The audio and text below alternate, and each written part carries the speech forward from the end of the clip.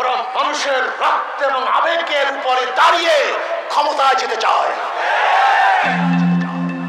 দেশের চলমান রাজনৈতিক প্রেক্ষাপটে আওয়ামী লীগ ও বিএনপির অবস্থান বিপরীতমুখী হলেও আদতে দল দুটির মধ্যে কোনো পার্থক্য নেই বলে মন্তব্য ইসলামী আন্দোলন বাংলাদেশের সিনিয়র নায়েবে আমির মুফতি সৈয়দ মোহাম্মদ ফয়জুল করিমের। আওয়ামী লীগ ও বিএনপি হাত মিলিয়েছে বলে ইঙ্গিত দিলেন তিনি।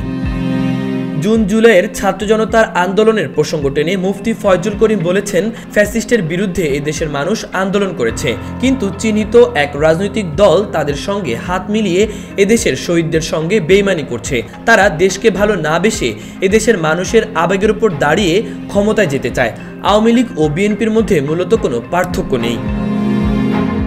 মঙ্গলবার বিকেলে নওগাঁ শহরে ইসলামী আন্দোলন বাংলাদেশ নওগাঁ জেলা শাখার গণসমাবেশে এসব কথা বলেন তিনি।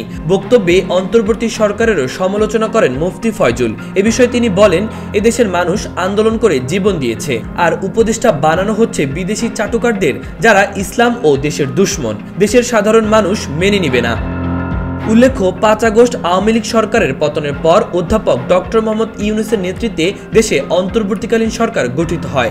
এই সরকার নানা সংস্কারের কাজ হাতে নিয়েছে, কিন্তু নির্বাচন বিষয় স্পষ্ট করে কিছুই বলছে না। শুরু থেকে এই সরকারের সমালোচনা করে আসছে আওয়ামী লীগ। নির্বাচন ইস্যুতে ইউনূস সরকারের সমালোচনায় মুখর হয়েছে বিএনপিও।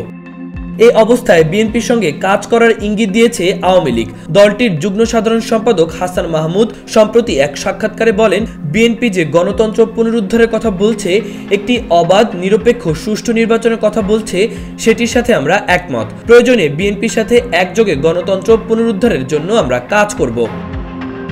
ফয়জুল করিমের ভাষ্য, 1971 সালের পর থেকে যারা ক্ষমতায় ছিল তারা মানুষের আশা আকাঙ্ক্ষার প্রতিফলন ঘটাতে পারেনি। শাসন, শোষণ, নির্যাতন, নিপীড়ন এবং লুটতরাজের মাধ্যমে দেশকে অস্থিতিশীল করে রেখেছিল।